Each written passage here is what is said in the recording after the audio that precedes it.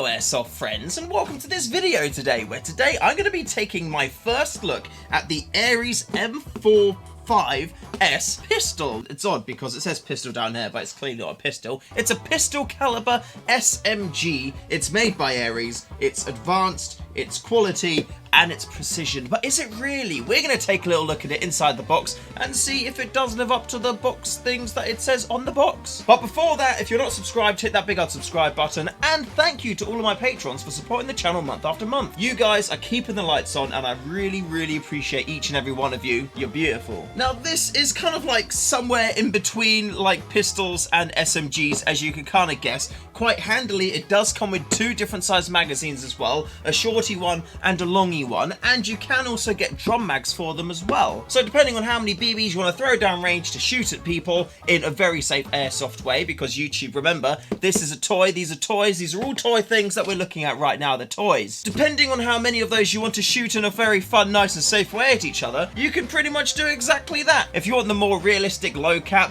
or you just want to have less things pointing out of your rift, the stubby ones are for you, or if you don't really care and you just want to shoot and go ham, then the long ones and the drum mags may be a better option for you. But enough faffing around and throwing many mouth words at you, let's just take this out the box and have a little look at what we get in there. So, inside the box, we have got the rip here, all covered in plastic. You've got a magazine loader included in the box, and it's quite a thick, stocky one as well. I think they've kind of bred this to be the same kind of size and shape as the actual magazines themselves, which is quite handy, because if you're going to get a load of pouches for these magazines, then, you know, the magazine loader is going to fit in there as well. And to be fair, you're going to be getting a load of them anyway, so you can carry all your magazines. Speaking of magazines, you get a short stubby one and a long longy one included in the box, just like that. What is the capacity of these? I'm sure we will find out at some point. Oh, you do get an unjamming rod and a cleaning rod / thing in there as well.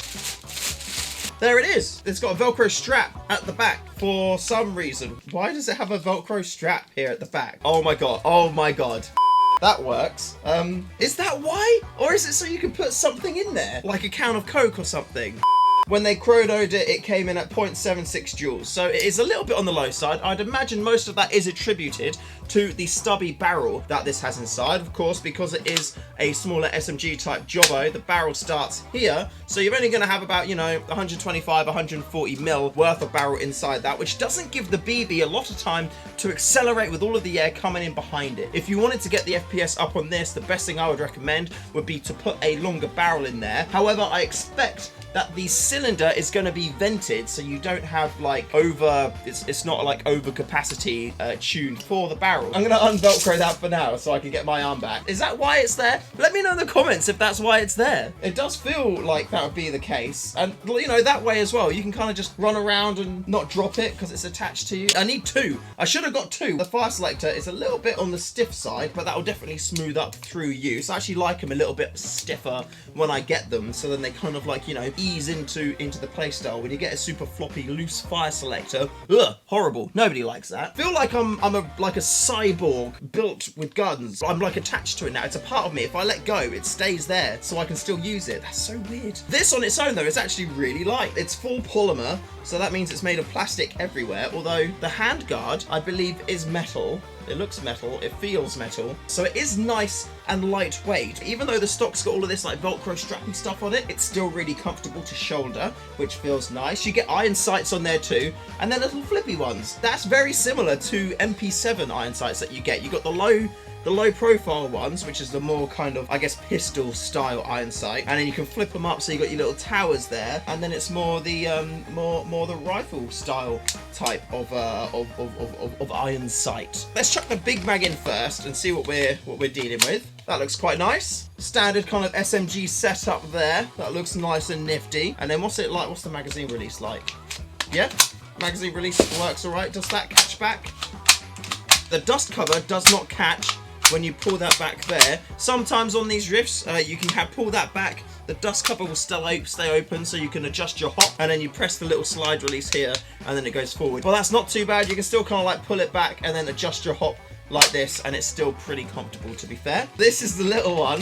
That's cute. That That is cute. It's almost like, where's the rest of the magazine gone? It's just fallen off somewhere. But that does look pretty darn cute. I suppose if you wanted to run a belt setup or something, one thing I find with belt setups is when I've got tall magazines on it, if I lean over, magazines can come up and poke me in my belly, which is ever growing and not something which I'm too excited about. I need to sort something out with that. But having the low profile magazines in short SMG mag pouches is probably going to be something which would, you know, be more comfortable and enhance that part of the experience. How much space have we got actually in the battery department? And how do we get into the battery department? So it's just a screw cap onto here, which does a lot of, it's got a lot of unscrewing to do, to be fair.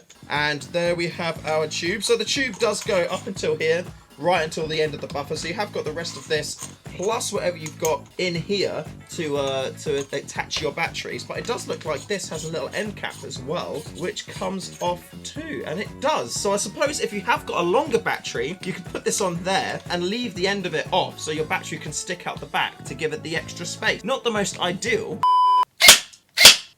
Sounds really hard and snappy, to be fair. It's a very interesting trigger. It's like you can pull it like all the way until you feel a bit of like resistance and it stops, and then you pull it a little bit more and then it shoots.